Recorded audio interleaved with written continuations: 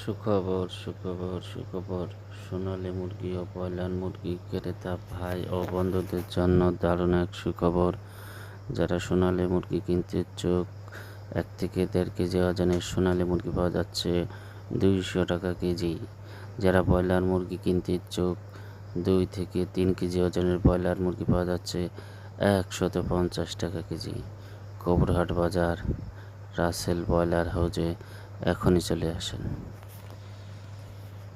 ভাই। এই ব্রয়লার মুরগির সুখবরের পাশাপাশি অন্তত একটি কষ্টের বিষয় হলো, যারা এই ব্রয়লার মুরগি সোনালী মুরগি চাষ করে তাদের আর্থিক অবস্থার দুরবস্থার কথা তুলে ধরার মতন কেউ নাই।